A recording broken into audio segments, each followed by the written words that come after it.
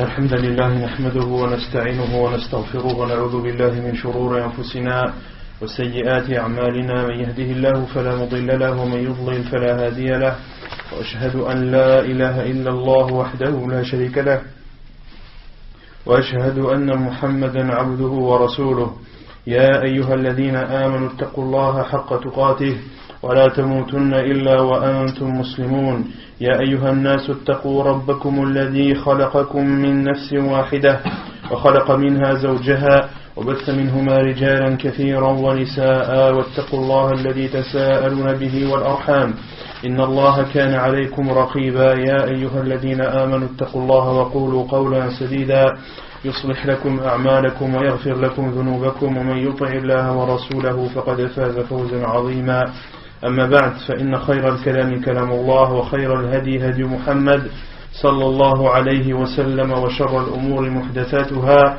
وكل محدثة بدعة وكل بدعة ضلالة وكل ضلالة في النار. Donc toujours dans l'explication du livre Al-Wajid fi fiqh as-sunnah wal kitab al-aziz. La semaine dernière on avait terminé le livre du mariage et on avait entamé le livre du hajj, du pèlerinage. Les choses par laquelle on avait terminé le livre du mariage, on avait parlé de la femme avec qui on a divorcé 3 fois. Quel jugement on avait cité la semaine dernière concernant la femme qui est divorcée 3 fois? Qu'est-ce qu'elle a de particulier comparé à la femme avec qui on a divorcé ou qui a été divorcée 1 ou 2 fois? La femme qui a été divorcée 1 ou 2 fois, on avait dit que son mari avait le droit de la récupérer durant la période d'attente, et ceci à n'importe quel moment. Et que durant cette période d'attente, il devait à la fois nourrir et subvenir aux besoins de cette femme car elle reste son épouse, même si elle est en période d'attente. Quant à la femme avec qui il a divorcé 3 fois, c'est une grande séparation. Une union ne pourra être possible, une nouvelle union ne pourra être possible que si elle se remarie avec un autre homme, un mariage sincère, et que le mariage soit consommé.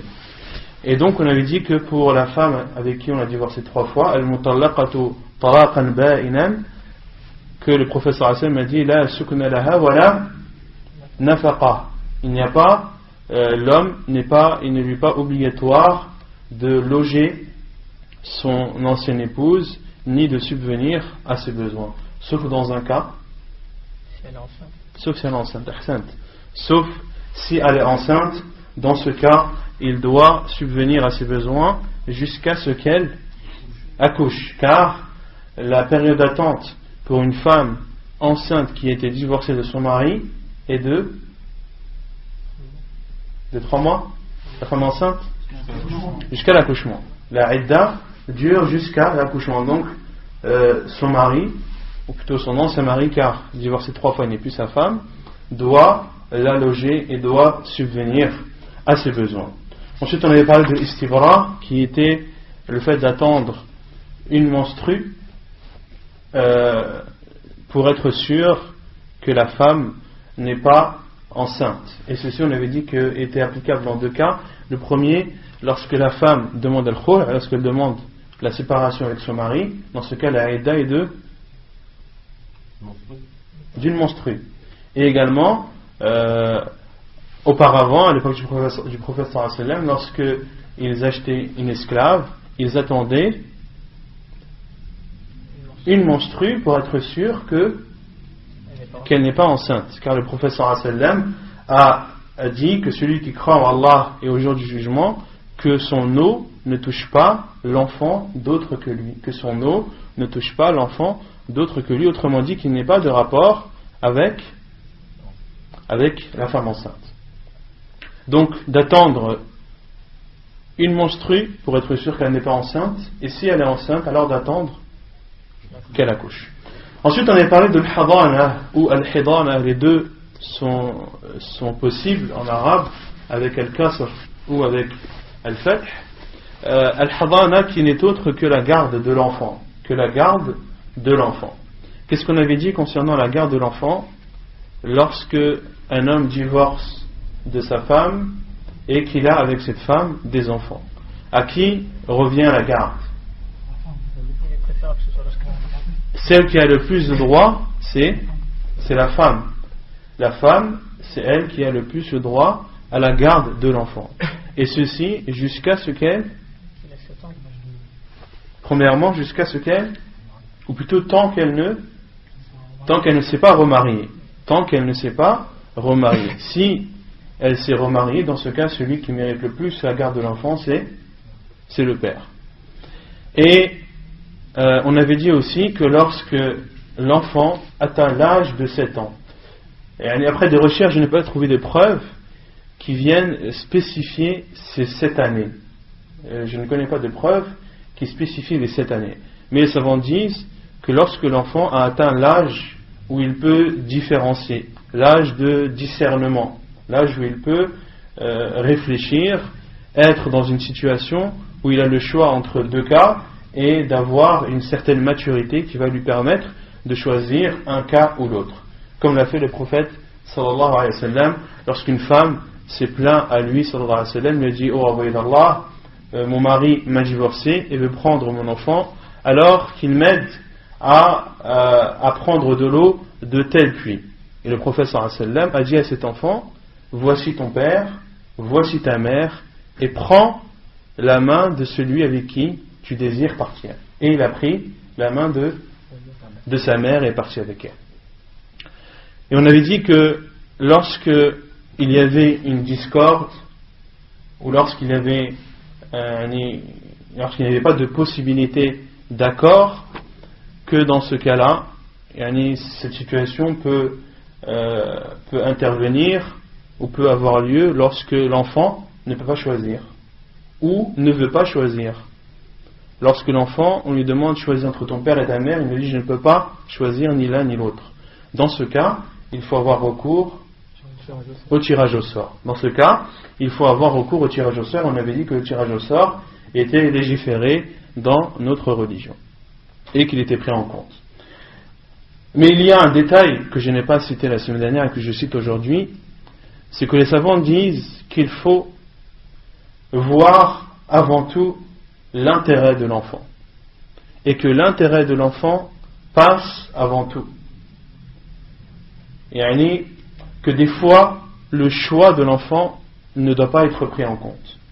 Par exemple, si c'est un enfant qui choisit son père parce que son père, par exemple, ne lui demandera pas de faire la prière, parce que son père le laissera faire ce qu'il veut, parce que son père le laissera sortir à l'heure qu'il veut, etc., etc.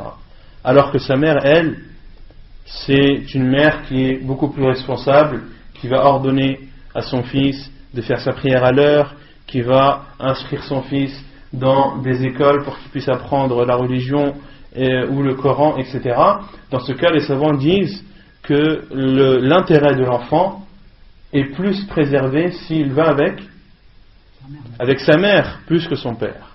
Et que même si l'enfant choisit, que son choix ne doit pas être pris en compte, de même que si le tirage au sort a été fait, qui ne doit pas être pris en compte, car l'intérêt de l'enfant passe avant tout. Mais lorsque à la fois le père et la mère veulent le bien pour leur enfant, lui veulent une éducation islamique saine et pieuse, et qu'ils n'arrivent pas à s'entendre, dans ce cas, le choix de l'enfant est pris en compte, et s'il n'a pas la possibilité de choisir, alors dans ce cas le tirage au sort est pris en compte. Ça, c'est l'avis de beaucoup de savants, et parmi eux Cheikh Al-Albani rahimahullah ta'ala. C'est clair pour ça? Ensuite, on avait entamé le livre du Hajj, le livre du pèlerinage. On avait tout d'abord donné la définition du pèlerinage, du mot Al-Hajj, en arabe, qui signifie Al-Qasdu, c'est-à-dire Al-Qasdu, c'est-à-dire avoir l'intention de vouloir quelque chose, vouloir aller dans un endroit, avoir l'intention de faire quelque chose. Qasad al-shay, c'est-à-dire qu'il a visé une chose, qu'il a l'intention de faire une chose. Et en islam, qu'est-ce que signifie al-hajj? Qu'est-ce que signifie le pèlerinage? Non? C'est d'adorer Allah Ahsan, par des rites qui ont été rapportés dans la sunna du prophète sallallahu alayhi wa sallam. Et pour être plus précis encore, d'adorer Allah subhanahu wa ta'ala par des rites qui ont été rapportés dans le Coran et dans la sunna du prophète sallallahu alayhi wa sallam, car il y a certains rites du Coran, du hajj, qui ont été rapportés dans le Coran. Donc il serait plus judicieux et plus précis de dire, ou plus minutieux de dire que c'est d'adorer Allah subhanahu wa ta'ala en faisant des rites qui sont rapportés dans le Coran et dans la sunna du prophète sallallahu alayhi wa sallam. Ensuite, on avait parlé des mérites à la fois, des mérites à la fois du pèlerinage et de la umrah. À la fois du pèlerinage et de la umrah, on avait cité plusieurs hadiths. Parmi ces hadiths, le hadith de Abu Huraira radiyallahu anhu, qui dit que de la umrah à la umrah, il y a une expiation entre les deux, et le pèlerinage pieux n'a d'autre récompense que le paradis. Et on avait dit que le pèlerinage pieux était le pèlerinage qui répondait à 4 conditions. Quelles sont-elles? Non? C'est-à-dire, pour qu'un pèlerinage soit pieux, il faut qu'il remplisse 4 conditions. La première, non? Ça c'est la dernière. La première condition, qui est la condition, on va dire, universelle dans les adorations, c'est que ce pèlerinage doit être fait avec sincérité pour Allah subhanahu wa ta'ala, et ne vouloir derrière ce pèlerinage que la satisfaction d'Allah subhanahu wa ta'ala, et ne pas le faire pour un intérêt d'ici-bas, ou pour que les gens, pour monter en estime devant les gens, pour que les gens changent son appellation, il appelle Hajj un tel, etc., etc. Il doit le faire avec sincérité pour Allah subhanahu wa ta'ala. Et la seconde condition que l'on avait dit, il fallait que ce soit issu d'argent licite. Il faut que l'argent avec lequel il finance son pèlerinage soit un argent licite et non pas un argent illicite. Car s'il utilise un argent illicite, son pèlerinage ne sera pas considéré comme un hajj mabrour, ne sera pas considéré comme un pèlerinage pieux, celui qui a pour récompense que la personne entre au paradis. Et on avait dit que celui qui faisait son pèlerinage avec de l'argent interdit, il y avait 2 avis des savants. Naam. Il n'est pas comparable à celui qui fait la prière avec une baronne. On a dit ça, on a dit qu'il était comparable parmi les avis des savants. En général, certains savants disent que son pèlerinage est nul, et d'autres disent que son pèlerinage est accepté, mais qu'il a fait un péché en finançant ce pèlerinage avec de l'argent illicite. Donc certains savants disent que son pèlerinage est nul, et d'autres disent que son pèlerinage est valide, mais qu'il a commis un péché en le finançant de sources illicites. Et on avait dit que l'avis le plus sûr, Wallahu a'lam, c'était que son pèlerinage était valide, car l'argent licite n'est pas une des conditions, parmi les conditions du hajj, mais c'est une désobéissance à Allah subhanahu wa ta'ala, c'est un péché qui est extérieur à cette adoration, car l'adoration du hajj, ce sont des rites bien connus de la religion. Et on avait donné la comparaison, on avait donné un cas similaire pour celui qui prie avec une bague en or. Un homme qui prie avec une bague en or, on avait dit que de porter une bague en or pour un homme, ceci est interdit. Mais un homme qui prie avec une bague en or, en portant une bague en or, est-ce que la validité de sa prière est remise en cause? Non, elle n'est pas remise en cause, car le fait de porter une bague n'est ni une condition, ni un pilier de la prière. Taïb. Ensuite, on avait parlé d'autres hadiths où le prophète sallallahu alayhi wa sallam dit de faire suivre le hajj et la umrah, car ce sont 2 adorations qui effacent les péchés et effacent la pauvreté, et ce sont deux adorations qui nettoient et purifient des péchés, comme le feu ardent, le feu brûlant nettoie le fer, nettoie l'or et l'argent.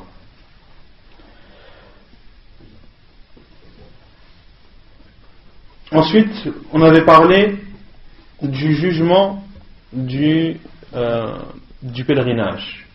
On avait dit que le pèlerinage était obligatoire, c'était même un pilier de l'islam. C'était même le 5e pilier de l'islam. Et que le pèlerinage est obligatoire pour tout musulman qui a atteint l'âge de la puberté, qui est doué de raison, qui est libre et qui a la capacité morale et physique de pouvoir accomplir cette obligation. On avait cité la parole d'Allah subhanahu wa ta'ala وَلِلَّهِ عَلَى النَّاسِ حِجُّ الْبَيْتِ مَنِ اسْتَطَاعَ إِلَيْهِ سَبِيلًا. Et il a été ordonné aux gens de faire le pèlerinage de la maison pour celui qui trouve ou pour celui qui a la possibilité d'y parvenir ou d'y aller. مَنِ اسْتَطَاعَ إِلَيْهِ سَبِيلًا. Et on avait expliqué avec détail pourquoi est-ce que la Kaaba était appelée la maison d'Allah. Pourquoi est-ce que la Kaaba était appelée Baytullah? Qui peut me dire rapidement pourquoi? Personne n'était là la semaine dernière? Vous avez honte? Non? C'est pour lui donner de la valeur. C'est pour lui donner de la valeur. Et Allah subhanahu wa ta'ala, lorsqu'il attribue une chose, on avait dit qu'Allah subhanahu wa ta'ala attribuait deux choses, s'attribuait deux choses, il s'attribue ses noms et attributs et caractères, comme le fait qu'Allah subhanahu wa ta'ala entend, qu'Allah subhanahu wa ta'ala voit, on dit c'est la vue d'Allah, c'est l'ouïe d'Allah, etc. Et Allah subhanahu wa ta'ala dit cela car ce sont des caractères et des attributs qui lui appartiennent, et qu'Allah subhanahu wa ta'ala pouvait aussi associer une chose à lui, et lorsqu'Allah subhanahu wa ta'ala associe une chose à lui, c'est pour montrer la grandeur de cette chose, l'importance de cette chose, et que cette chose est aimée et sacrée chez Allah subhanahu wa ta'ala. Et parmi les choses qu'Allah subhanahu wa ta'ala a attribuées à lui-même, il y a Baytullah, il y a la Kaaba, mais il y a aussi Naqatullah dans surat al-Shams, mais il y a aussi al-Masajid, il y a aussi les mosquées. Allah subhanahu wa ta'ala dit dans le Coran فَمَنْ أَظْلَمُ مِمَّنْ مَنَعَ مَسَاجِدَ اللَّهِ, ceux qui interdisent aux gens d'adorer dans les mosquées d'Allah. Et Allah subhanahu wa ta'ala dit les mosquées d'Allah pour montrer que les mosquées sont des endroits sacrés et importants chez Allah subhanahu wa ta'ala. On avait cité le hadith du prophète sallallahu alayhi wa sallam, donc là dans le Coran la preuve de l'obligation du pèlerinage, mais il y a aussi dans la sunna du prophète sallallahu alayhi wa sallam. On avait cité le hadith d'Abu Huraira radiallahu anhu, où le prophète sallallahu alayhi wa sallam a dit à ses compagnons qu'Allah azza wa jal a rendu obligatoire pour vous le pèlerinage, alors faites-le. Et ils ont demandé au prophète sallallahu alayhi wa sallam, est-ce que cette obligation doit être faite tous les ans ou une seule année? Et le prophète sallallahu alayhi wa sallam a dit non, il n'a pas répondu. Et qu'est-ce qu'il a dit? On a cité ce hadith la semaine dernière ou pas? On n'a pas cité encore, on n'est pas arrivé, on s'est arrêté à l'ayah. طيب. يقول المؤلف وعن أبي هريرة رضي الله عنه قال خطبنا رسول الله صلى الله عليه وسلم فقال يا أيها الناس إن الله قد فرض عليكم الحج فحجوا فقال رجل أكل عام يا رسول الله فسكت حتى قالها ثلاثا ثم قال لو قلت نعم لوجبت ولما استطعتم ثم قال ذروني ما تركتكم فإنما أهلك من كان قبلكم كثرة سؤالهم واختلافهم على أنبيائهم فإذا أمرتكم بأمر فأتوا منه ما استطعتم وإذا نهيتكم عن شيء فدعوه. hadithun sahih rawahu Muslim wal-Nasa'i. Donc parmi les preuves dans la sunna du prophète sallallahu alayhi wa sallam de l'obligation du pèlerinage, il y a le hadith d'Abu Hurayra radiyallahu anhu qui dit que le prophète sallallahu alayhi wa sallam nous a exhortés et a dit: ô vous les gens, Allah vous a prescrit le pèlerinage, faites ce pèlerinage.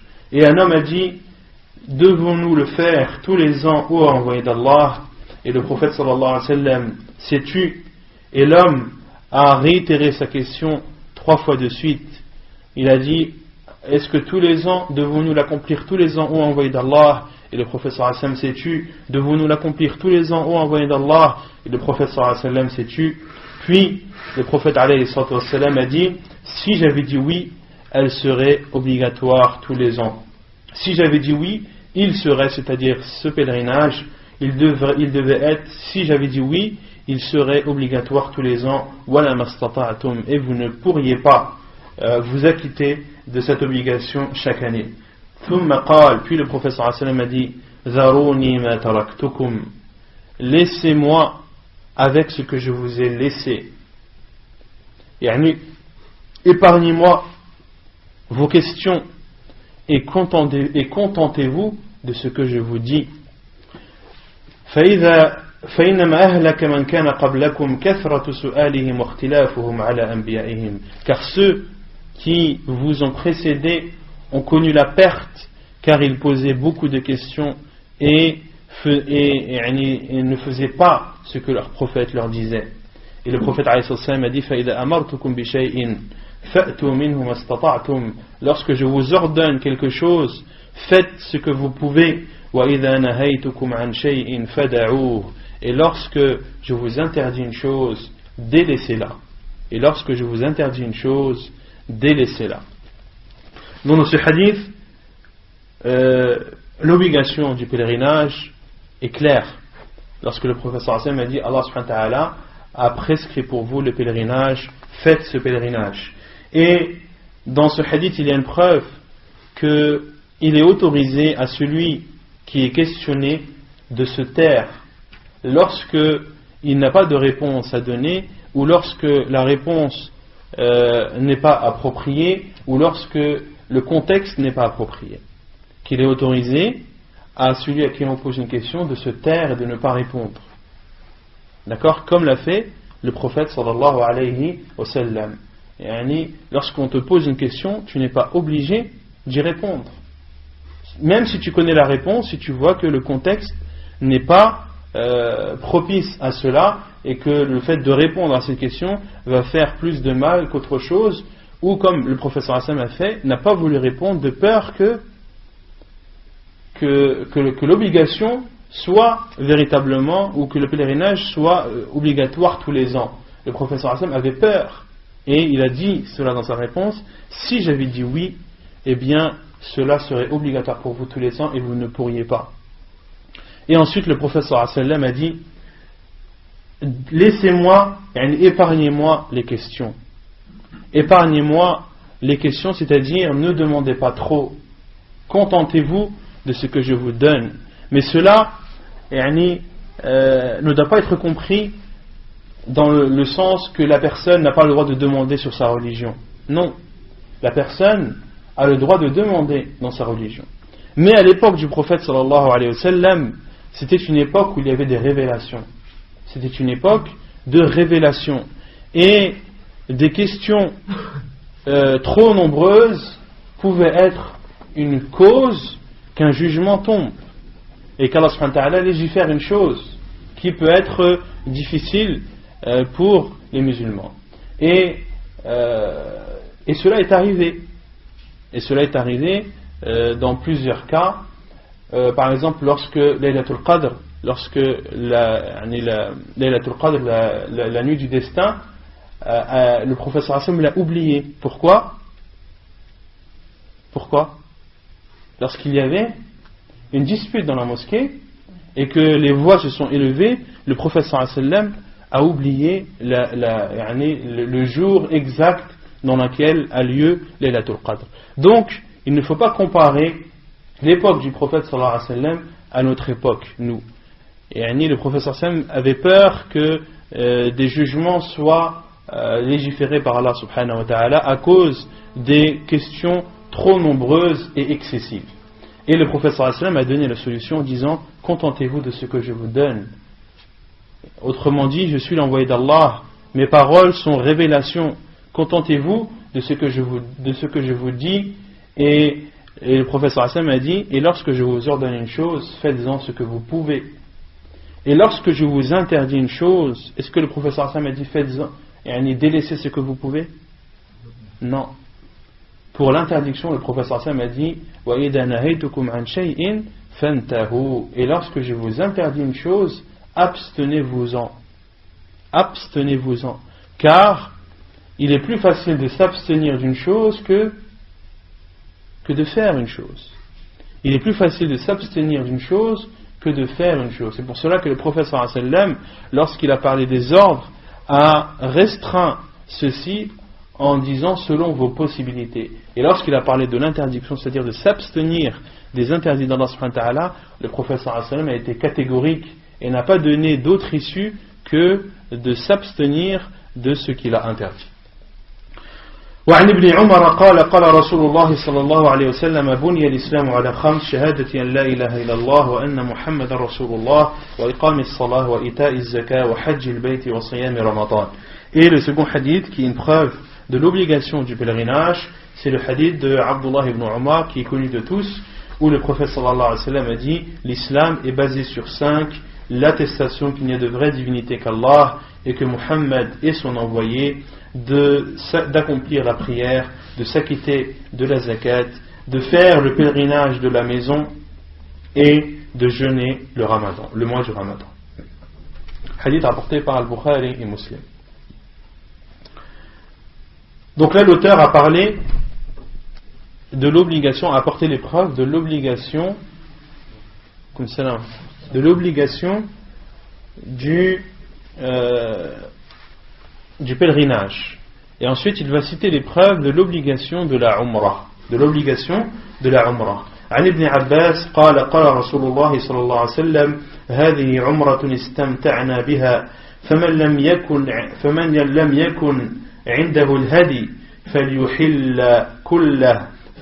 الحل كله فإن العمرة قد دخلت في الحج إلى يوم القيامة.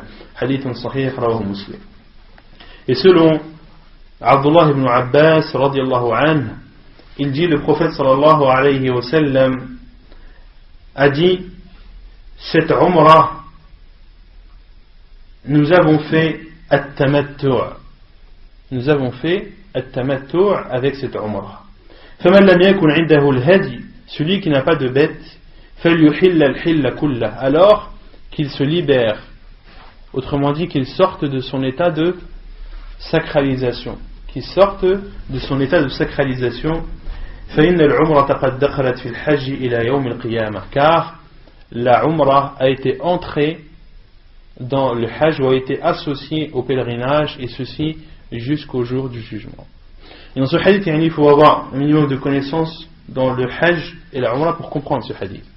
Dans ce hadith, le prophète sallallahu alayhi wa sallam, lorsqu'il est parti de Médine à la Mecque pour faire le pèlerinage, Hajjatul Wada', le prophète sallallahu alayhi wa sallam a donné le choix à ses compagnons, soit de faire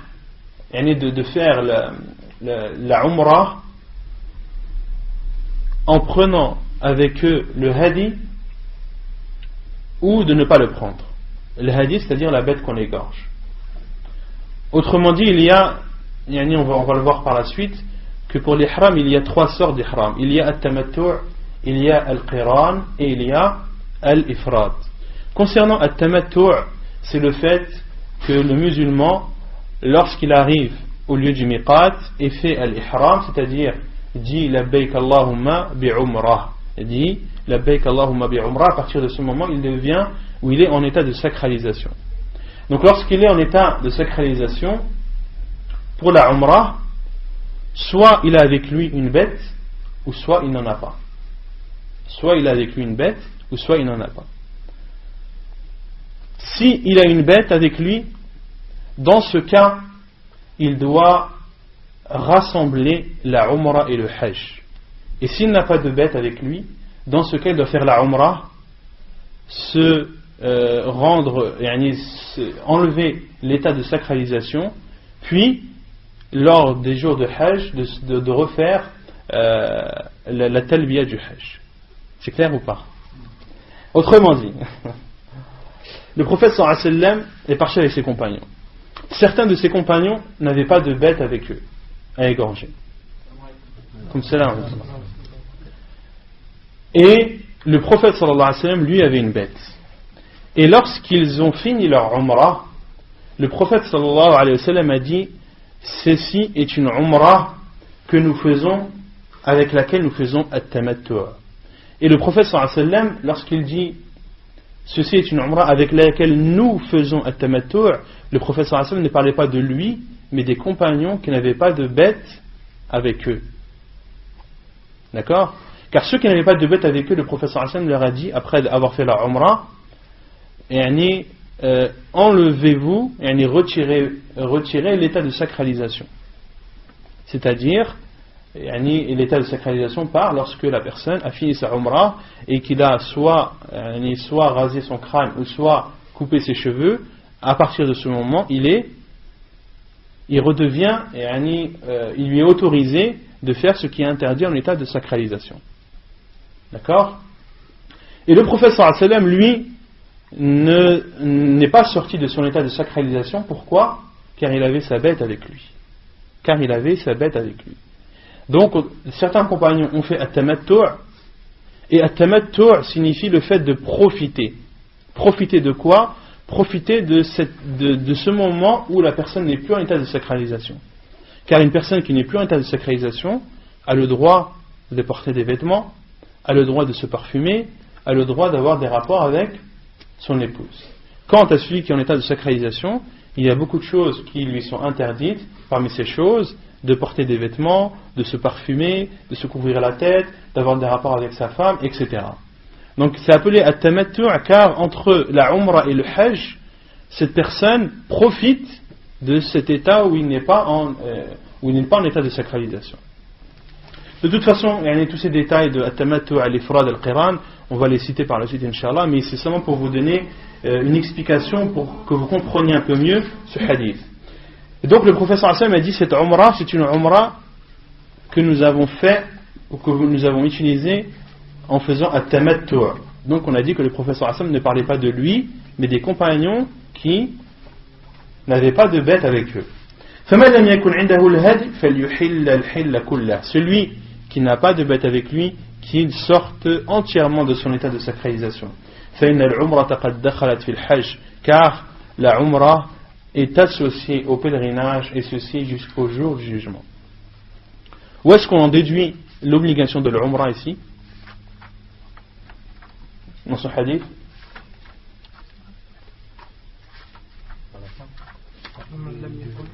Là, à la fin du hadith, lorsque le professeur Sam a dit que la umrah est entrée dans le pèlerinage, que la umrah fait partie du pèlerinage. Or le pèlerinage est obligatoire, donc la umrah l'est aussi.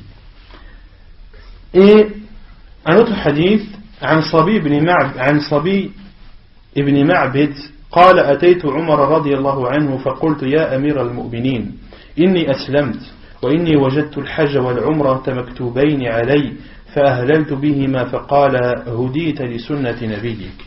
Et selon Sabi ibn Ma'bad, il dit, je suis parti voir Omar ibn al-Khattab radiyallahu anhu et je lui ai dit, ô guide des croyants, je me suis converti et j'ai vu que le pèlerinage ainsi que la umrah était obligatoire pour moi, alors je me suis empressé de les accomplir. Et Omar al-Khattab radiyallahu anhu lui a dit, tu as été guidé vers la sunna de ton prophète. Hadith authentique rapporté par An-Nasa'i et Ibn Majah. La preuve que la umrah est obligatoire ici, c'est wajadtu al-hajj wal-umrata maktubayn. Lorsque As-Sabi ibn Ma'bid a dit à Omar al-Khattab, j'ai vu que le pèlerinage et la umrah étaient pour moi obligatoires. Et Omar al-Khattab ne l'a pas repris dans cela. Et Omar al-Khattab fait partie des califes bien guidés. Et le prophète sallallahu alayhi wa sallam a dit, suivez ma sunna et la sunna de mes califes bien guidés. Il y a une divergence des savants à ce sujet concernant le jugement de la Umrah. Certains savants disent que la Umrah est une sunna, n'est pas obligatoire, et d'autres disent que la Umrah est obligatoire. Et d'autres disent que la Umrah est obligatoire. Et l'avis le plus sûr, Allah A'lam, c'est que la Umrah est obligatoire. Et c'est l'avis de la plupart des savants. Et à notre époque, c'est l'avis de Cheikh Ibn Baz, de Cheikh Al-Albani, de Cheikh Ibn Uthaymin, de Cheikh Al-Fawzan et de beaucoup d'autres qui considèrent que la Umrah est obligatoire. Et ils ont dans cela, ils apportent comme preuve beaucoup de choses.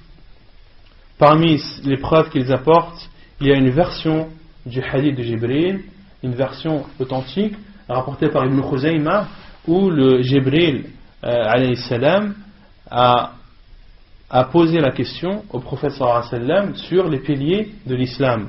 Et dans cette version d'Ibn Khuzaymah, le prophète sallallahu alayhi wa sallam lui a dit وَأَنْ تَحُجَّ الْبَيْتَ وَتَعْتَمِرْ, et de faire le pèlerinage de la maison et de faire la Umrah. Et dans d'autres hadiths, le prophète sallallahu alayhi wa sallam a dit à une femme ou à un homme qui est venu le voir pour l'informer que son père ne pouvait pas faire le pèlerinage, et le prophète sallallahu alayhi wa sallam a dit hujja an abika wa'tamir, fais le pèlerinage pour ton père ainsi que la Umrah. Et parmi également leurs preuves, il y a le hadith de Aïcha radiyallahu anha, lorsque le prophète sallallahu alayhi wa sallam leur a dit à Aïcha radiyallahu anha en parlant des femmes, alaykunna jihad la qitala fihi, alaykunna jihad la qitala fihi, vous avez, ou plutôt il vous a été prescrit un jihad dans lequel il n'y a pas de combat, et le prophète sallallahu alayhi wa sallam a dit al-hajju wal-umrah, le hajj et la umrah. Et la preuve que cela est obligatoire, c'est que le prophète sallallahu alayhi wa sallam a dit alaykunna, ceci est une preuve que c'est obligatoire, comme Allah subhanahu wa ta'ala a dit walillahi ala an-nasi hijjul bayti man istata'a ilayhi sabila. Lorsque le mot ala est utilisé, c'est pour appuyer l'obligation. Et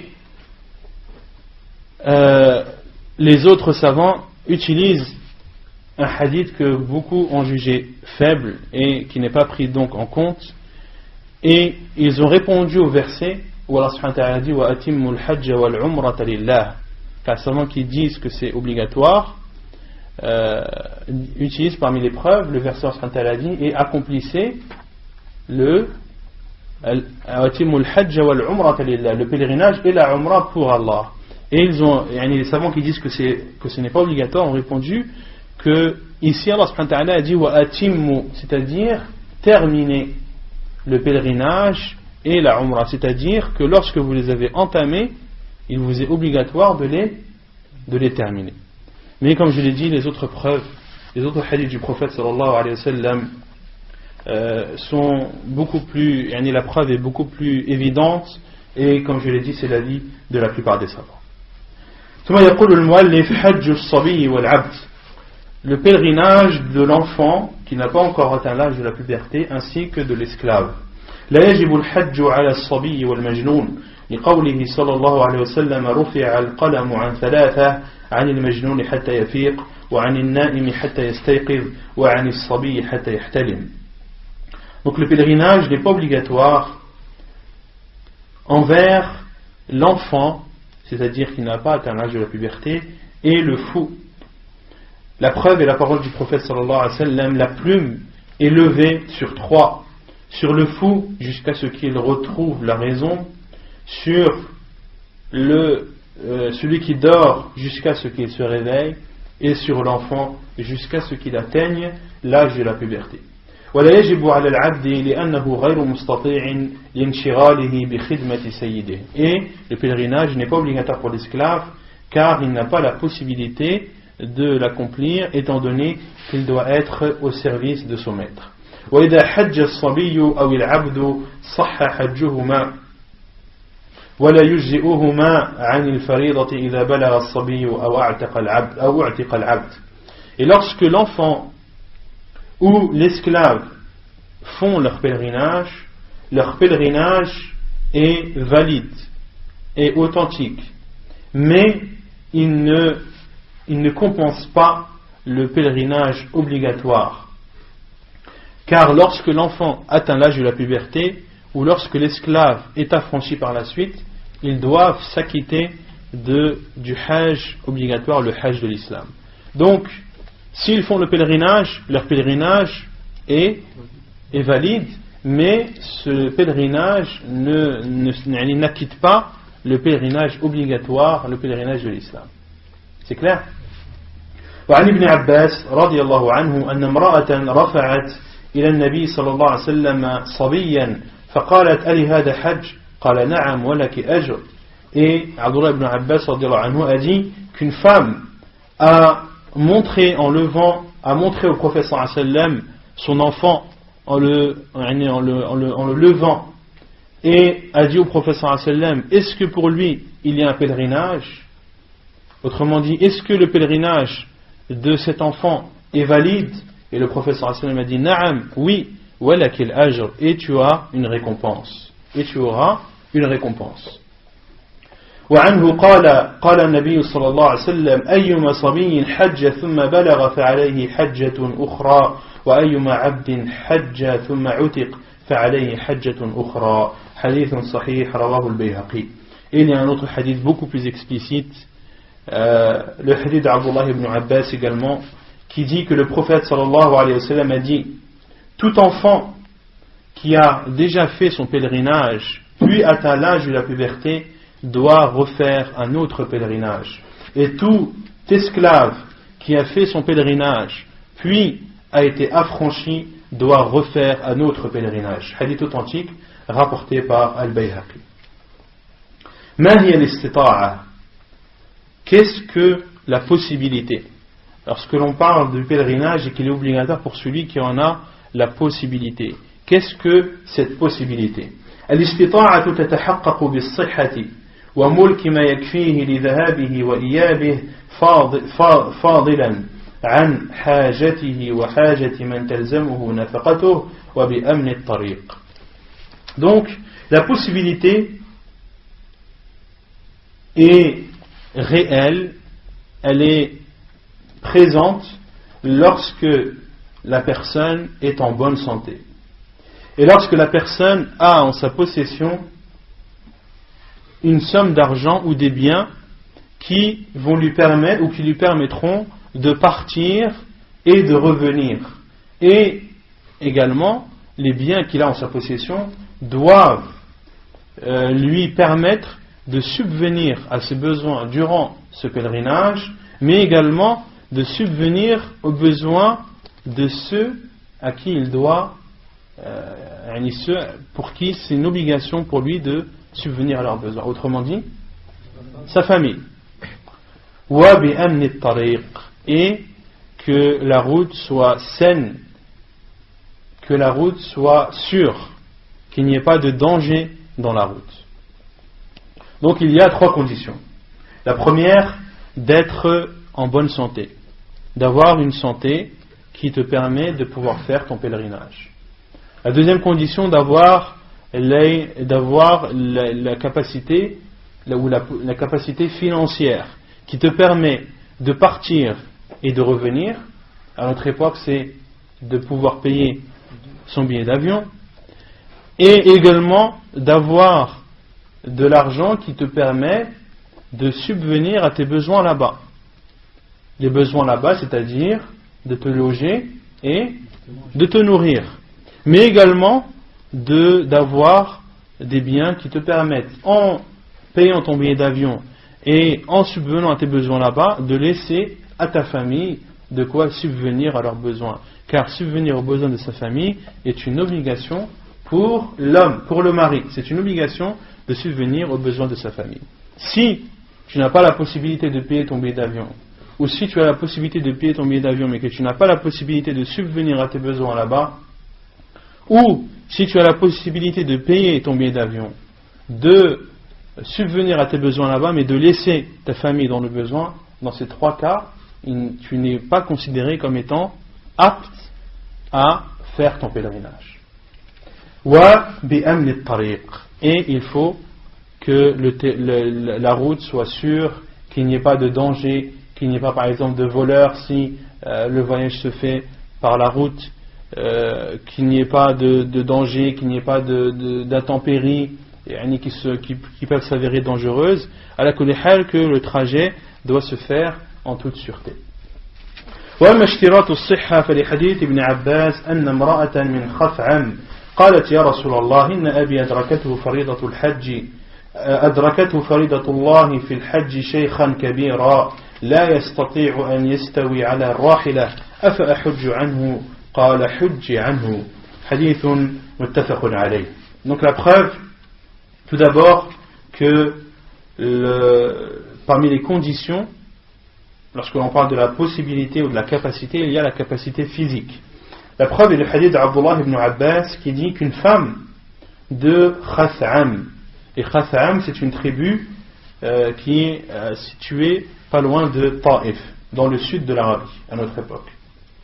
قالت يا رسول الله, elle a dit, ô envoyé d'Allah, mon père s'est vu l'obligation d'Allah d'accomplir son pèlerinage lorsqu'il a atteint un âge avancé.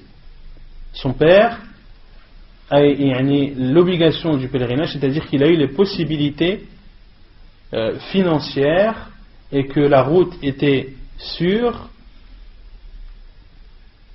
qu'au moment où il avait atteint un âge avancé. Il était très vieux.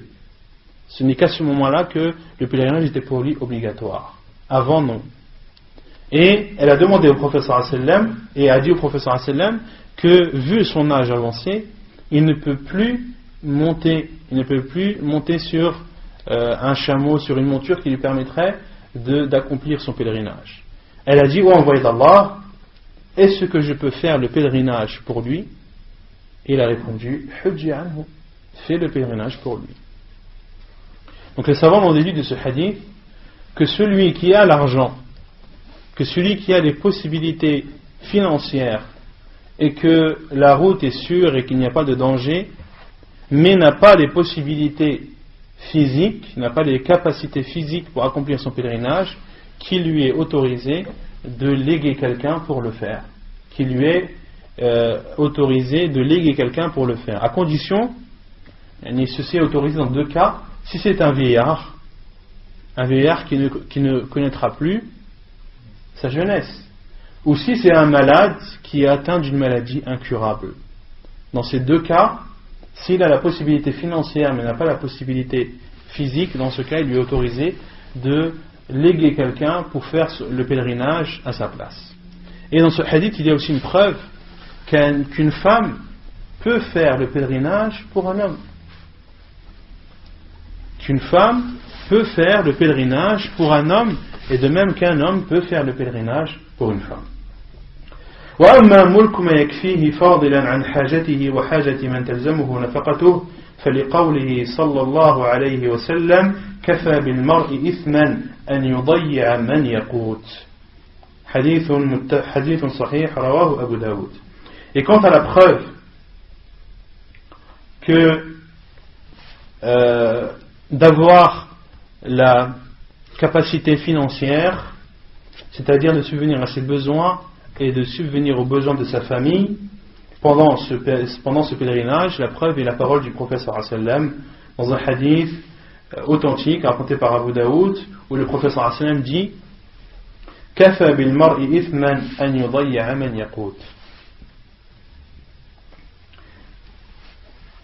Pour faire du mal ou pour faire un péché, il suffit à l'homme de délaisser ceux dont il a l'obligation de subvenir à leurs besoins. Pour qu'un homme fasse un péché, il lui suffit de ne pas subvenir aux besoins de sa famille. Autrement dit, subvenir aux besoins de sa famille, est une obligation. Et celui qui délaisse cela a fait un péché et aura des comptes à rendre devant Allah subhanahu wa ta'ala. وأما اشتراط الأمن فلأن إيجاب الحج مع عدم ذلك ضرر وهو منفي شرعا. Et quant à la condition que le trajet doit être sécurisé et doit être exempt de danger, c'est le fait que si on obligeait cela, c'est-à-dire qu'on obligerait aux gens de faire le pèlerinage en subissant un mal, en se faisant du mal à soi-même. Et le prophète sallallahu alayhi wa sallam a dit la darara wa la dirar, ne faites pas de mal à vous-même et ne faites pas de mal à autrui. Et Allah subhanahu wa ta'ala a dit wa la tulqu bi aydikum ila at-tahluka, et ne jetez pas vos personnes dans la perte ou à la perte. Et lorsque tu es devant un danger, tu ne dois pas aller vers ce danger-là. Tu dois le fuir. Tu ne dois pas exposer ta personne à un danger et te mettre en péril. Cela n'est pas autorisé en islam. Donc il y a donc 4 cas. Il y a la personne qui a la capacité, et ici dans tous les cas on prend, il y a la personne qui a la capacité financière, la capacité physique, et le chemin ou le trajet est sécurisé. Pour lui, le pèlerinage est obligatoire, mais plus que ça, il doit le faire lui-même. Il doit le faire lui-même.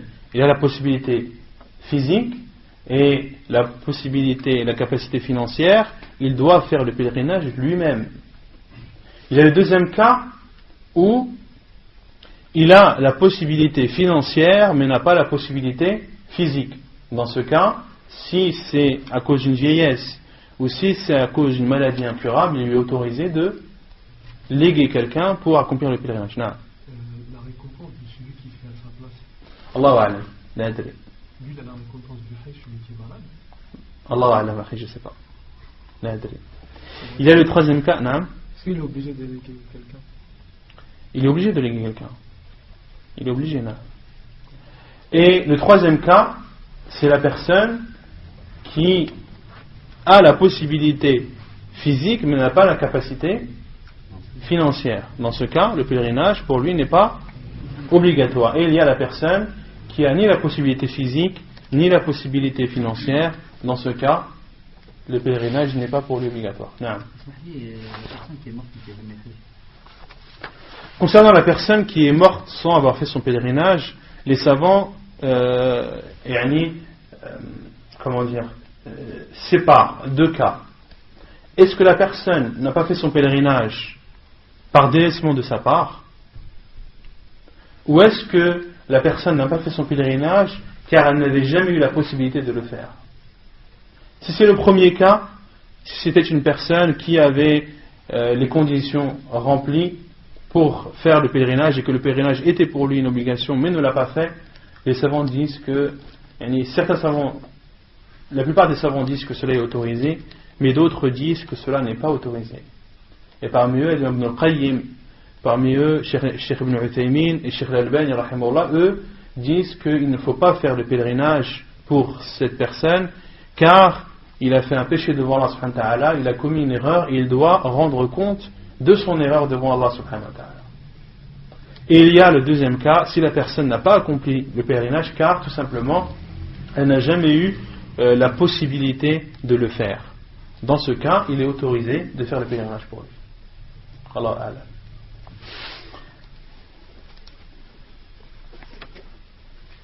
طيب. حج المرأة. إذا توفرت شروط الاستطاعة المذكورة في المرأة وجب عليها الحج كالرجال تماما إلا أنه يشترط في حقها شرط زائد وهو أن يصحبها زوج أو محرم فإن لم تجد فليست مستطيعة. فعن ابن عباس قال سمعت رسول الله صلى الله عليه وسلم يقول لا يخلون رجل بامرأة إلا ومعها ذو محرم ولا تسافر المرأة إلا مع ذي محرم. فقام رجل فقال يا رسول الله إن امرأتي خرجت حاجة وإني اكتتبت في غزوة كذا وكذا فقال انطلق فحج مع امرأتك. Hadith muttafaqun alayh.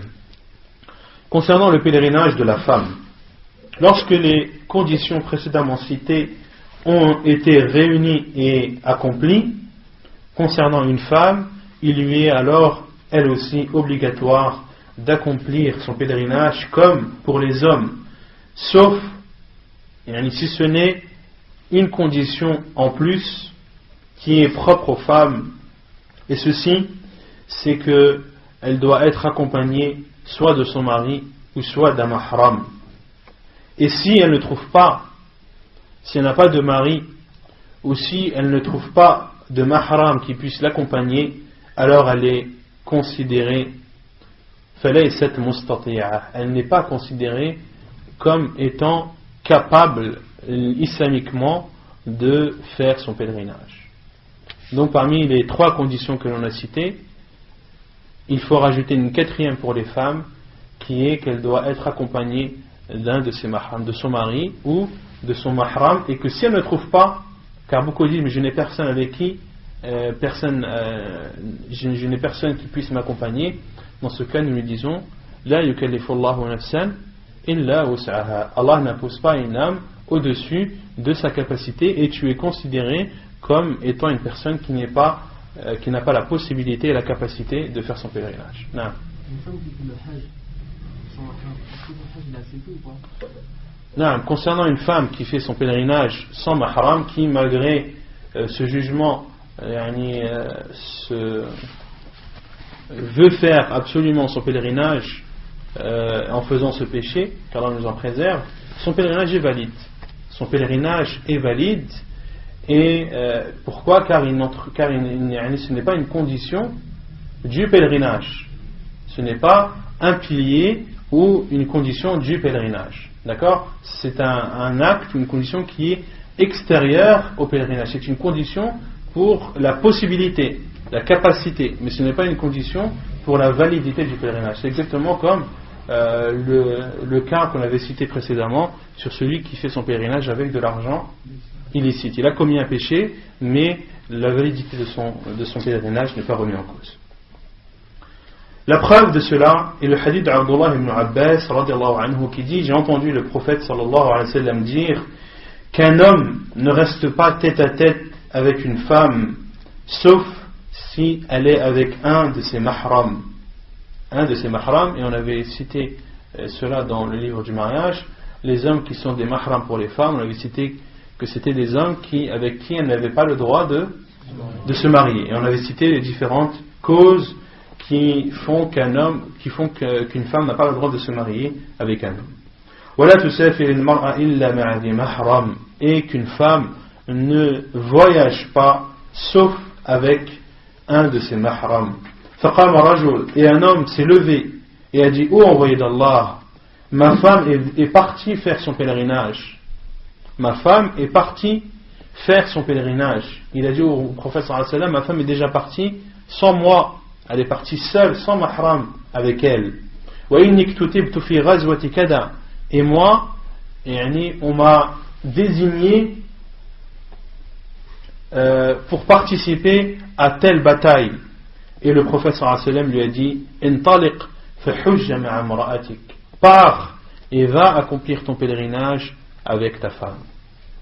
Va rejoindre ta femme et va accomplir le pèlerinage en sa compagnie. Hadith authentique rapporté par Al-Bukhari et Muslim. Si cela a été autorisé, qu'est-ce que le prophète sallallahu alayhi wa sallam aurait dit à ce compagnon? Va, fais ton devoir et va participer à la bataille dans laquelle tu as été désigné. Al-Hajj ala al-fawr, wa yajibu ala man istata'a al-mubadara bil-hajj لقوله صلى الله عليه وسلم: من أراد الحج فليتعجل فإنه قد يمرض المريض وتضل الضالة وتعرض الحاجة. حديث صحيح رواه ابن ماجه. Et le pèlerinage est obligatoire sur le champ. Le pèlerinage est obligatoire sur le champ. L'auteur dit qu'il est obligatoire pour celui qui a la possibilité d'accomplir son pèlerinage, d'accourir et de se précipiter à l'accomplir.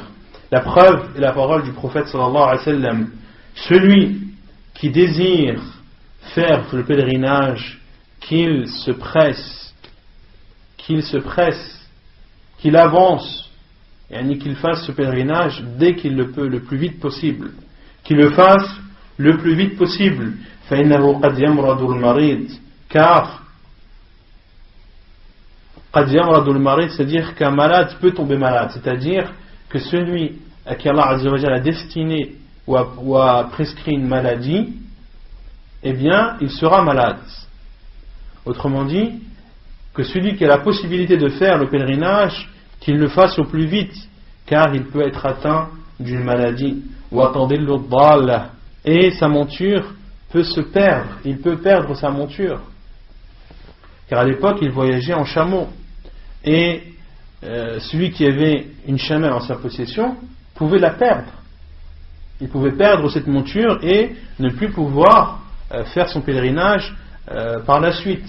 Sachant que les chamelles coûtaient cher au temps du prophète sallallahu alayhi wa sallam, et surtout lorsqu'un chameau se sauve, il est presque impossible de le retrouver, car un chameau, lorsqu'il se sauve, il court, il ne s'arrête pas. Et les chameaux sont des animaux qui sont très résistants et qui, surtout lorsqu'ils se sauvent, accélèrent le pas et ils peuvent courir et des jours et des jours. Et il peut être atteint d'un besoin qui va faire en sorte de dépenser de l'argent pour subvenir à ce besoin et ne plus pouvoir faire son pèlerinage.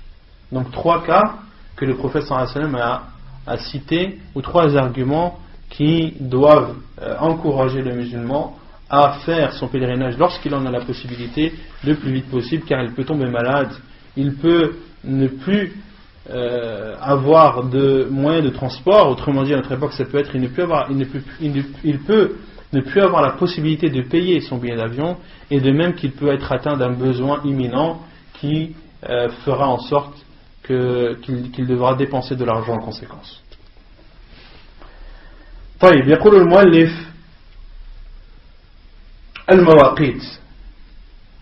المواقيت جمع ميقات كمواعيد وميعاد, وهي مواقيت زمانية ومواقيت مكانية. Donc al-mawaqit en arabe, c'est le pluriel de miqat, comme mawa'id c'est le pluriel de mi'ad. Mawa'id c'est quoi? Mawa'id c'est les rendez-vous, et c'est le pluriel du mot le rendez-vous. Kami'ad, kamawa'id wa mi'ad. Et c'est aussi une promesse. C'est aussi une promesse. Wallahu la yukhlifu al-mi'ad. Et Allah subhanahu wa ta'ala ne manque pas à ses promesses. Il accomplit toujours ses promesses. Donc c'est plus promesse que rendez-vous. Mawa'id, jam'u mi'ad, parce que le rendez-vous c'est mawa'id. Le rendez-vous c'est mawa'id. Donc mawa'id c'est le pluriel de promesse en arabe, et le singulier de promesse en arabe c'est mi'ad. Donc c'est pas rendez-vous mais c'est promesse. وهي مواقيت زمانية ومواقيت مكانية. Et al-miqat, ce sont des lieux ou des laps de temps. En islam, ce sont des lieux, des endroits précis, ou bien des laps de temps. Al-mawaqit az-zamaniyya. Donc l'auteur commence par le chapitre des laps de temps. Al-mawaqit az-zamaniyya, c'est-à-dire des laps de temps qui ont été définis dans la religion. Des laps de temps qui ont été définis dans la religion, de même que les endroits, ce sont des endroits qui ont été définis, que le prophète sallallahu alayhi wa sallam a définis dans la religion pour dans le cadre du pèlerinage. قال تعالى يسألونك عن الأهلة قل هي مواقيت للناس والحج. Allah subhanahu wa ta'ala dit, et il t'interroge, il parle à qui? Au prophète sallallahu alayhi wa sallam, et il t'interroge sur les nouvelles lunes. Dis, c'est-à-dire réponds au Muhammad, elles servent aux gens pour compter le temps, mais aussi pour le hajj. Donc les nouvelles lunes permettent aux gens de se repérer dans le temps, de savoir lorsque le mois entre et lorsqu'il sort. Et c'est aussi un moyen pour les gens de connaître le hajj, de connaître les mois du hajj. Et Allah subhanahu wa ta'ala a dit dans un autre verset, Al-hajju ashhurum ma'lumat, et le pèlerinage a lieu dans des mois bien déterminés. Dans des mois bien déterminés et bien définis. Donc, dans ces deux versets, il y a bien une preuve que le pèlerinage a lieu pendant un moment bien défini, bien précis. On ne fait pas le pèlerinage quand on veut. Le pèlerinage est restreint et doit être fait dans une période bien définie. Et donc cette période a été citée globalement dans le Coran, et elle a été citée plus dans les détails dans les paroles des compagnons radiallahu anhum. قال ابن عمر أشهر الحج شوال وذو القعدة وعشر من ذي الحجة. Ibn Umar radiallahu anhu a dit, les mois du Hajj sont Shawwal, sont Dhul Qi'dah et sont les 10 premiers jours de Dhul Hijjah. Sahih al-Isnad, c'est une parole authentique rapportée par Al-Bukhari. Et concernant la parole d'Ibn Umar radiallahu anhu, lorsqu'il dit Al-Hajju, Ashhurul Hajj, les mois du Hajj sont Shawwal, sont Dhul Qi'dah, ou on peut dire aussi Dhul Qa'dah. On peut dire Dhul Qi'dah ou Dhul Qa'dah, wa Ashri min Dhil Hijjah. Et pareil, Dhil Hijjah, on peut dire Dhil Hijjah ou Dhil Al-Hajjah. Concernant la dernière partie, c'est-à-dire les 10 premiers jours de Dhil Hijjah, certains savants prennent en compte cela et d'autres disent que ce n'est pas les 10 premiers jours de Dhul Hijjah, mais c'est le mois entier de Dhul Hijjah. C'est le mois entier de Dhul Hijjah. Et c'est l'avis de l'imam Malik, rahimahullah, et c'est l'avis à notre époque du Cheikh Ibn Uthaymin, rahimahullah. Et leur preuve, ils disent que Allah subhanahu wa ta'ala a dit Al-Hajju ashhurum ma'lumat. Le pèlerinage, ce sont des mois bien définis. Et ma'lumat, c'est le jam' mu'annath de ma'loum. C'est le pluriel de ma'loum, le pluriel féminin de ma'loum. Or, en arabe, le pluriel, le minimum est de, en français c'est le pluriel, le minimum est de 2, mais en arabe, ce n'est qu'à partir de 3 que l'on parle de pluriel. Lorsqu'on parle de 2, on parle de duel et non pas de pluriel. Et Allah subhanahu wa ta'ala a dit Al-Hajju ashhurum ma'lumat. Le Hajj, ce sont des mois bien définis, en parlant au pluriel. Donc les mois sont au minimum de 3. Ils comportent donc Shawwal, ils comportent aussi Dhul Qi'dah ou Dhul Qa'dah, mais ils comportent aussi Dhul Hijjah. Et c'est l'avis de l'imam Malik rahimahullah. Et Cheikh Ibn Uthaymin rahimahullah cite d'autres arguments. Il dit que pour le Hajj, il y a des rites du pèlerinage qui sont faits après les 10 premiers jours de Dhul Hijjah. Après les 10 premiers jours de Dhul Hijjah, le 11e jour de Dhul Hijjah, il y a parmi les rites du Hajj, il y a Ayam al-Tashriq, il y a le Rami, le Jimar, le Thalath, il y a la lapidation des stèles. Il y a des rites qui sont à faire après les 10 premiers jours de Dhul Hijjah. Et ces rites-là doivent être faits pendant les mois du Hajj. Donc, on déduit que le mois du Hajj, que Dhul Hijjah est un mois du Hajj dans sa totalité et non pas les 10 premiers. Wallahu a'lam. C'est-à-dire même pour Tawaf al-Wada', on peut attendre la fin du mois de Dhul-Hijja pour la personne qui compte partir. Et le Tawaf al-Wada' ne fait pas partie de la Umrah, ni du Hajj. Le Tawaf al-Wada' c'est un acte que le musulman fait pour lorsqu'il quitte la Mecque. Même s'il quitte la Mecque 3 ans après, et qu'il a fait son Hajj 3 ans avant, et qu'il ne quitte la Mecque que 3 ans après, il doit faire le Tawaf al-Wada', il doit faire le Tawaf d'adieu. Donc le Tawaf d'adieu n'est pas lié au Hajj, c'est une adoration à part entière. طيب وقال ابن عباس رضي الله عنه من السنة أن لا يحرم بالحج إلا في أشهر الحج. Donc Ibn Abbas رضي الله عنه dit fait partie de la sunna du prophète sallallahu alayhi wa sallam, où dans la sunna du prophète sallallahu alayhi wa sallam on ne doit faire al-ihram, c'est-à-dire entrer en état de sacralisation, soit pour faire le hajj, ou pour faire le hajj et la umrah ensemble, illa fi ashhur al-hajj. L'état de sacralisation pour le hajj ne doit être fait que dans les mois du hajj. D'où le fait que l'on parle de laps de temps bien déterminé pour le pèlerinage. Le pèlerinage est restreint, où l'ihram doit être fait dans un temps bien précis, c'est-à-dire pendant les mois du pèlerinage qui sont Shawwal, Dhul Qa'dah et Dhul Hijjah.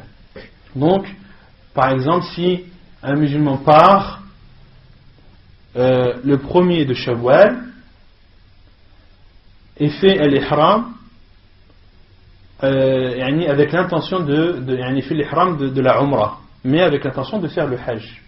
Il fait sa Umrah en arrivant à la Mecque et reste à la Mecque jusqu'au 8e jour de Dhul Hijjah, où là il va faire l'ihram pour le Hajj. Donc durant toute cette période, lorsque le pèlerinage arrivera, il n'aura à faire que l'ihram du Hajj. D'accord? Comme la plupart des gens lorsqu'ils vont faire le pèlerinage, la plupart à notre époque font un tamattu', en tout cas ceux qui partent d'Europe, en général ils arrivent 2 semaines avant, voire 1 semaine avant, ils font leur umrah, ils attendent 1 semaine ou 2, puis ils font leur hajj. Ils peuvent aussi partir au mois de Shawwal et attendre toute cette période, attendre toute la période entre Shawwal et le 8e jour de Dhul Hijjah. Al-Mawaqit al-Makaniyah. Donc les endroits bien précis, dans lesquels le musulman, lorsqu'il veut faire son pèlerinage ou sa umrah, doit être en état de sacralisation avant de traverser ces endroits-là. Donc l'ihram est restreint par des endroits. Tu ne le fais pas à n'importe quel moment, tu dois le faire dans les mois du pèlerinage, mais également tu dois respecter des endroits que tu ne dois pas dépasser. Si tu as l'intention de faire la Umrah ou le Hajj, tu ne dois pas dépasser ces endroits sans être en état d'ihram, en état de sacralisation. عن ابن عباس قال إن النبي صلى الله عليه وسلم وقد لأهل المدينة ذا الحليفة ولأهل الشام الجحفة ولأهل نجد قرن المنازل ولأهل اليمن يلملم وقال هن لهن ولمن أتى عليهن من غيرهن ممن أراد الحج والعمرة ومن كان دون ذلك فمن حيث أنشأ حتى أهل مكة من مكة. حديث متفق عليه. وعن عائشة رضي الله عنها أن النبي صلى الله عليه وسلم وقت لأهل العراق ذات عرق. Donc selon Abdullah ibn Abbas radiyallahu anhu, il dit, le prophète sallallahu alayhi wa sallam a défini pour les gens de Médine Dhul Hulayfa. Donc le prophète sallallahu alayhi wa sallam a défini comme miqat. Et al-miqat, c'est cet endroit que le musulman qui a l'intention de faire la umrah ou le hajj ne doit pas dépasser sans être en état de sacralisation. C'est ce qu'on appelle al-miqat. Donc le prophète sallallahu alayhi wa sallam a défini le miqat pour les gens de Médine comme étant Dhul Hulayfa. Dhul al-Hulayfa, qui est appelé à notre époque Abiyar Ali, qui est appelé à notre époque Abiyar Ali. Et c'est un endroit qui est situé à une dizaine de kilomètres de la mosquée du prophète sallallahu alayhi wa sallam. Et c'est un endroit qui est situé à peu près 430 kilomètres de la Mecque. C'est des miqat, celui qui est le plus loin de la Mecque. Dhul Hulayfa, c'est la station qui est la plus lointaine de la Mecque. Et elle est appelée Dhul Hulayfa car c'est un endroit où il y a beaucoup d'arbres appelés Hilfa. Hilfa, c'est le singulier de Dhul Hulayfa. Le Hulayfa, c'est le, comment dire, c'est le tasghir de Hilfa. C'est le tasghir de Hilfa. Je ne sais pas comment dire tasghir. C'est un diminutif, non. C'est un diminutif de Hilfa. Hulayfa, c'est un diminutif de Hilfa. Et Hilfa, c'est une plante connue à Médine. Et justement, cet endroit est un endroit où ces plantes poussent de façon abondante, d'où le fait que cet endroit a été appelé par le prophète sallallahu alayhi wa sallam Dhul Hulayfa, c'est-à-dire l'endroit où il y a beaucoup de Hilfa. وَلِأَهْلِ الشَّامِ الْجُحْفَةِ. Et pour les gens qui viennent du Sham, le miqat c'est Al-Juhfa. C'est Al-Juhfa. Et Al-Juhfa, c'est un endroit qui n'existe plus, c'est un terrain vague à notre époque. C'est un terrain vague à notre époque, car le prophète sallallahu alayhi wa sallam, lorsqu'il y avait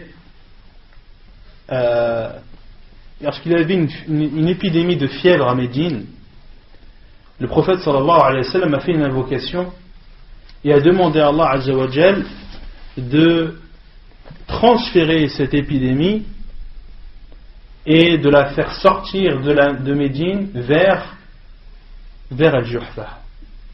Vers Al-Juhfa. Et le prophète alayhi wa sallam, dans un hadith authentique apporté par Al-Bukhari, a dit: j'ai vu en rêve une femme noire qui avait des cheveux ébouriffés et qui laissait sortir une odeur nauséabonde, qui sortait de Médine pour se diriger vers Al-Juhfa. Et le prophète sallallahu alayhi wa sallam a dit: فَأَوَّلْتُهَا وَبَاءً بِالْمَدِينَةِ نُقِلَ إِلَى الْجُحْفَةِ أو كما قال صلى الله عليه وسلم. Et j'interprète ce rêve comme étant l'épidémie de fièvre qui était à Médine et qui s'est déplacée vers Al-Juhfa. Al-Juhfa, c'est un endroit, comme je dis, qui est un terrain vague à notre époque, qui a été atteint par les pluies, par les rivières, etc. Et la terre a été corrosée, et les gens ne l'ont plus pris comme miqat, mais ont pris comme miqat Rabir. On pris comme miqat Rabir, qui est l'endroit où que les gens prennent comme miqat à notre époque. Et Al-Juhfa, c'est un miqat qui est situé au nord de la Mecque, à peu près à 180 km de la Mecque, au nord. Il est sur la côte, quasiment, il n'est pas très loin de la côte, d'où le fait que c'est le miqat des gens de Sham, des gens du Sham, c'est-à-dire des habitants de Palestine, de Syrie, de Jordanie, etc. Et tous ceux qui viennent de cette région, ils doivent, lorsqu'ils se rendent, lorsqu'ils veulent faire le pèlerinage, et qu'ils se dirigent directement à la Mecque, ils doivent faire l'ihram, ils doivent faire leur état de sacralisation à Rabir, appelé Al-Juhfa. Anciennement Al-Juhfa, mais actuellement Al-Rabir. Donc, je ne sais pas si vous voyez la carte de l'Arabie, Jeddah, vous voyez Jeddah qui est sur la côte, vous montez plus haut, à peu près 180 km, sur la côte quasiment, vous avez le miqat appelé Al-Juhfa, et l'ancien Al-Juhfa est actuellement Rabir. ولأهل النجد قرن المنازل ولأهل نجد قرن المنازل. Et pour les gens de Najd, le miqat est appelé Qarnul Manazil. Et aujourd'hui, à notre époque, il est appelé As-Saylul Kabir. À notre époque, c'est un miqat qui est appelé As-Saylul Kabir. Et ce miqat est situé à l'est, plutôt au sud-est de Mecca. La région de Najd, c'est la région de l'est de l'Arabie. C'est la région de l'est de l'Arabie qui est appelée Najd. وَلِأَهْلِ الْيَمَنِ يَلَمْلَمْ وَلِأَهْلِ الْيَمَنِ يَلَمْلَمْ. Et pour les gens du Yémen, le miqat est appelé Yalamlam. Concernant Qarnul Manazil, il est situé à peu près 80 km. 80 km, à l'est, plus vers le sud que le nord de la Mecque. Et Yalamlam est lui le miqat des gens du Yémen. Le Yémen qui est situé au sud de l'Arabie, donc le miqat est obligatoirement au sud de Mecca. Et il est au sud de Mecca à une centaine de kilomètres en dessous de Mecca. Il est légèrement décalé vers l'est. Et le prophète sallallahu alayhi wa sallam a dit وَقَالَ هُنَّ لَهُنَّ وَلِمَنْ أَتَى عَلَيْهِنَّ مِنْ غَيْرِهِنَّ. هُنَّ لَهُنَّ, c'est-à-dire elles sont pour eux. Si on traduit littéralement, elles sont pour eux, c'est-à-dire que les mawaqit, les endroits bien précis que l'on a cités, sont pour les pays concernés ou pour les régions concernées. Hunna ay al-mawaqit, la hunna ay lil-buldan. Wa liman ata alayhinna min ghayrihin. Et de ceux qui passent par ces endroits, même s'ils ne font pas partie des pays associés. Autrement dit, ceux qui viennent de Sham, quelqu'un qui vient de Jordanie par exemple, et qui avant d'aller à la Mecque veut passer par Médine. On a dit que Dhul Hulayfa c'est le miqat de qui? Des gens de Médine. C'est le miqat des gens de Médine. Celui qui vient de Jordanie, son miqat c'est où? C'est Al-Juhfa ou Rabir. C'est Rabir. Un Jordanien qui va à Médine. Une fois son séjour à Médine terminé, qu'est-ce qu'il doit faire? Est-ce qu'il fait al-ihram de Dhul Hulayfa ou est-ce qu'il doit aller à Rabir? Il le fait à Dhul Hulayfa. Pourquoi? Car le prophète sallallahu alayhi wa sallam a dit وَلِمَنْ أَتَى عَلَيْهِنَّ مِنْ غَيْرِهِنَّ. Et celui qui passe par ces endroits sans faire partie des gens ou des pays associés, sans faire partie des habitants de ces pays concernés. C'est clair? C'est sûr? Mimman arad al-hajj wal-umrah. Et ceci pour celui qui veut faire le hajj ou la umrah. Donc, il est interdit de dépasser le miqat pour celui qui a l'intention de faire le pèlerinage ou la umrah. Quant à celui par exemple qui est à Médine et qui veut aller à la Mecque, mais pour aller visiter quelqu'un, ou parce qu'il a une affaire là-bas à faire, ou parce qu'il a peu importe, mais il n'a pas l'intention ni de faire la umrah ni de faire le hajj. Est-ce qu'il a le droit de traverser Dhul Hulayfa sans être en état de sacralisation? Oui, car le professeur Hassan m'a dit liman arada al-hajja aw al-umrah, pour celui qui veut faire le pèlerinage ou la umrah. Naam. Et quand tu viens directement d'Europe, Naam, ça j'ai oublié de le dire. Concernant le Rabir, anciennement Al-Juhfa, c'est le miqat, comme on l'a dit, de Ahl-Sham, mais c'est aussi le miqat de Misr. C'est aussi le miqat de l'Égypte, mais c'est aussi le miqat des gens du Maghreb. Non, c'est en gros, c'est le miqat de tous ceux qui viennent de l'ouest. Non, de tous ceux qui viennent au-dessus de l'Afrique à l'ouest. Non, le Soudan et la Somalie, ça dépend par où ils viennent, quel moyen de transport ils utilisent. Ils peuvent venir par Rabir ou bien par Yalamlam. Mais quant à nous, en Europe ou le Maroc, l'Égypte, etc., leur miqat c'est Rabir. Et Rabir, il est au-dessus de Jeddah. Il est à peu près, comme je l'ai dit, il est à 180 km au-dessus de Mecca.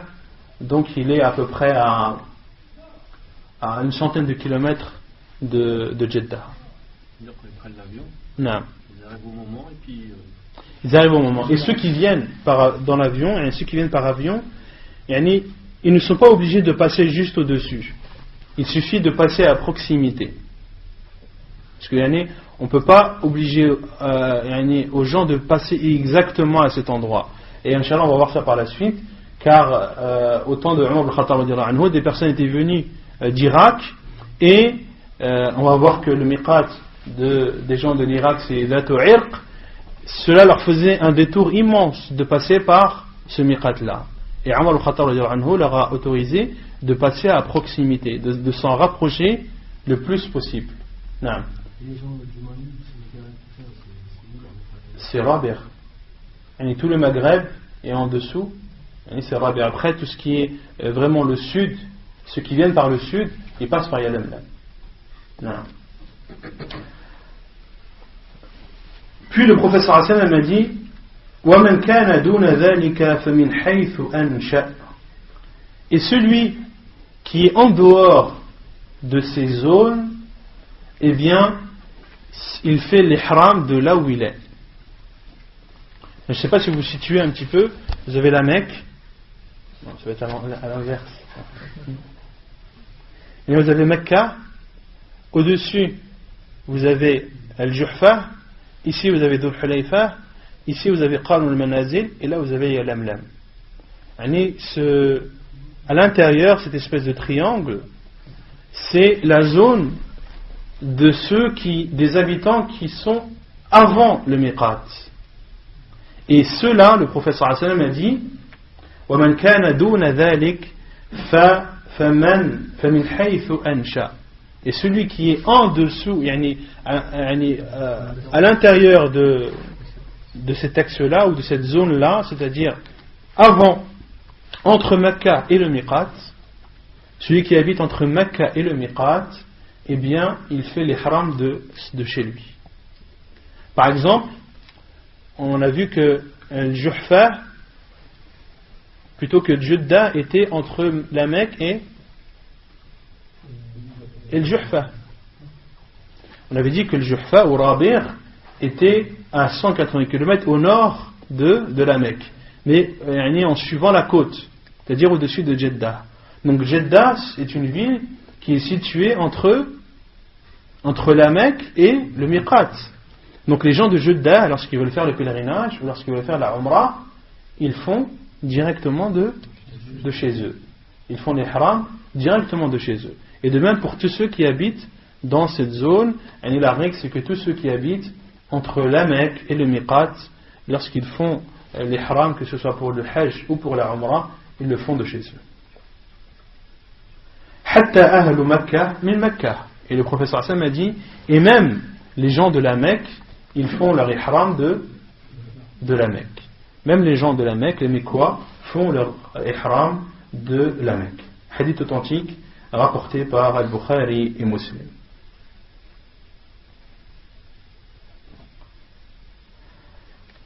وعن عائشة, il y a l'autre hadith, donc là, les mawaqit, les endroits bien définis, les stations de miqat, sont au nombre de 5. On en a cité combien déjà? On a cité 4. On a cité Dhul Hulayfa, qui est le miqat des gens de Médine. On a cité Al-Juhfa, qui est au jour d'aujourd'hui Rabir, qui est le miqat de Ahl al-Sham, mais aussi de Misr, de l'Égypte, du Maghreb et de tous ceux qui viennent de l'Ouest. Puis, il y a Qarn al-Manazil, qui est le miqat des gens de... Non. Qarn al-Manazil s'appelle As-Sayl al-Kabir. As-Sayl al-Kabir. Donc Qarn al-Manazil, c'est le miqat des gens de Najd, de ceux qui viennent de l'Est. Et il y a Lam, qui est le miqat des gens du Yémen, qui lui est situé au sud, à une centaine de kilomètres au sud de la Mecque. Et il y a le 5e miqat, qui lui a été cité dans un autre hadith, le hadith de Aïcha radhiyallahu anha, qui dit que le prophète sallallahu alayhi wa sallam a défini waqata li ahli al-Iraq dhatu irqin, a défini pour les gens pour les habitants de l'Irak le miqat de dhatu irqin. Et ce miqat est appelé ainsi dhatu irq car il y a là-bas un irq, et un irq c'est une petite montagne en arabe. Al-irq c'est une petite montagne, et c'est le miqat des gens de l'Irak et de l'Iran, et ce miqat là est situé au-dessus du miqat Qarn al-Manazil. Il est situé à l'est, mais plus au nord, au nord-est de la Mecque. Il est situé au nord-est de la Mecque, il est au-dessus de quel miqat? De Qarn al-Manazil. Il est situé à l'est. Vous avez la Mecque, vous avez Yalamlam, vous avez Qarn al-Manazil, et au-dessus vous avez Dhatu Irqin. Et au-dessus, tout en haut, vous avez Dhul Hulayfa, et en redescendant vers la côte, vous avez Al-Juhfa ou Rabir. Et donc, Dhatu Irq, c'est le miqat des gens de l'Irak. Non, de la région. طيب. فمن أراد مكة لنسك فلا يجوز له أن يتجاوز هذه المواقيت حتى يحرم. Celui qui désire la Mecque pour accomplir des rites, il lui est interdit de dépasser ces miqat, ces mawaqit, ces stations, ces endroits bien définis, que lorsqu'il est en état de sacralisation. ويكره الإحرام قبلها, et il est déconseillé de faire l'ihram avant d'arriver à ce miqat. وكل ما روي من الأحاديث في الحض على الإحرام قبل الميقات لا يصح بل قد ورد نقيضها فانظر الكلام على عللها في سلسلة الأحاديث الضعيفة. Et l'auteur dit, il est détestable, déconseillé de faire l'ihram avant. Il rapporte une parole il dit, et tout ce qui est rapporté, comme le dit Cheikh al-Albani rahimahullah dans son livre Silsilatul Ahadith al-Da'ifa, tout ce qui a été rapporté comme hadith qui montre le mérite ou qui encourage de faire l'ihram avant le miqat ne sont pas authentiques. Il a même été rapporté le contraire. Regarde pour plus d'informations ce que Cheikh al-Albani a donné comme détail, montrant le caractère faible de ces hadiths dans son livre Silsilatul Ahadith al-Da'ifa, la chaîne des hadiths faibles que Cheikh al-Albani rahimahullah a écrit ou a corrigé à la page 210 à 212. وما أحسن قول الإمام مالك رحمه الله لرجل أراد أن يحرم قبل ذي الحليفة لا تفعل فإني أخشى عليك الفتنة فقال وأي فتنة في هذه إنما هي أميال أزيدها قال وأي فتنة أعظم من أن ترى أنك سبقت إلى فضيلة قصر عنها رسول الله صلى الله عليه وسلم إني سمعت الله يقول فليحذر الذين يخالفون عن أمره أن تصيبهم فتنة أو يصيبهم عذاب أليم. Et l'auteur dit, et la meilleure parole rapportée à ce sujet, c'est-à-dire qui condamne fortement le fait de faire l'ihram avant le miqat, c'est la parole de l'imam Malik rahimahullah ta'ala, lorsqu'un habitant de Médine est venu le voir et il lui a dit d'où devons-nous faire, de quel endroit devons-nous faire al-ihram? Et l'imam Malik rahimahullah lui a répondu Dhul Hulayfa. Et l'homme a dit moi je veux le faire de chez moi, mais moi je désire faire l'ihram de chez moi. Et l'imam Malik rahimahullah lui a dit non, ne fais pas, car j'ai peur pour toi la fitna, la tentation, j'ai peur pour toi que tu ne sois tenté et que tu ne sois atteint d'une tentation. Et cet homme a dit mais où est la fitna dans cela? Ce sont quelques miles que je rajoute.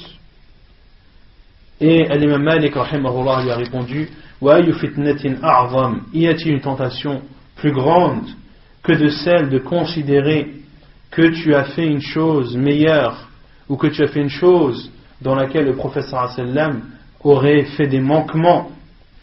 J'ai entendu la parole d'Allah subhanahu wa ta'ala dire que prennent garde ceux qui vont à l'encontre de ses commandements, qu'une tentation ne les touche ou qu'ils ne soient touchés par un châtiment douloureux.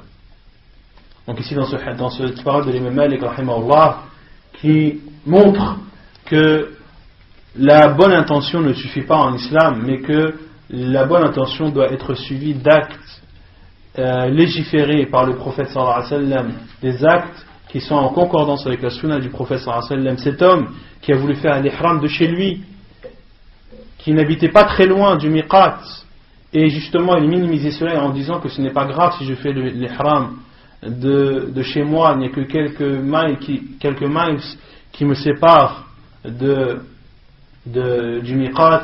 Et l'imam Malik rahimahullah lui a répondu de façon claire, de façon directe et franche, en lui disant n'as-tu pas peur, ou y a-t-il une tentation plus grande que de celle de considérer que tu as fait un acte meilleur que celui qu'a fait le prophète sallallahu alayhi wa sallam?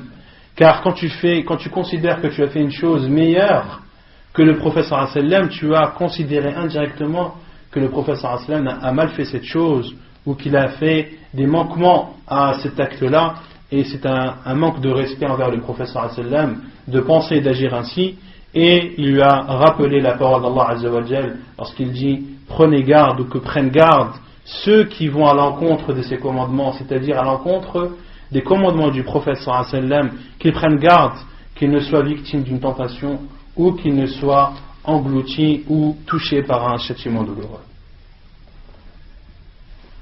Et concernant l'ihram, beaucoup de gens pensent que l'ihram c'est le fait de mettre al-rida et l'izar, c'est de mettre les deux étoffes pour l'homme. Ceci, beaucoup pensent que c'est ça l'ihram. Non, l'ihram c'est l'intention, c'est l'intention de faire la umrah ou de faire le hajj, c'est le fait de dire labbaik Allahumma bi umrah, ou labbaik Allahumma bi hajjah, ou labbaik Allahumma umratan wa hajjan, pour celui qui fait al-qiran.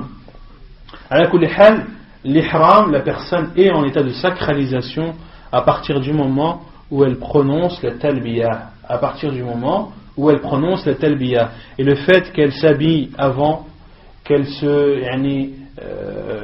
mette son izar et son rida, qu'elle ne mette pas de chaussures, etc., qu'elle enlève tous ses vêtements et n'est vêtue que de ces deux étoffes, cela n'est pas considéré comme un état d'ihram. Donc une personne peut très bien s'habiller ainsi s'il a Médine depuis l'hôtel, puis de se diriger vers le miqat Dhul Hulayfa, et à ce miqat là de faire at-talbiya pour la umrah, ou pour la umrah et le hajj pour celui qui est qarin. Donc l'état de sacralisation, il faut bien comprendre cela, c'est lorsque la personne fait at-talbiya et non pas lorsqu'elle porte les vêtements de l'ihram. ونكتفي بهذا القدر، وسبحانك اللهم وبحمدك أشهد أن لا إله إلا أنت أستغفرك وأتوب إليك.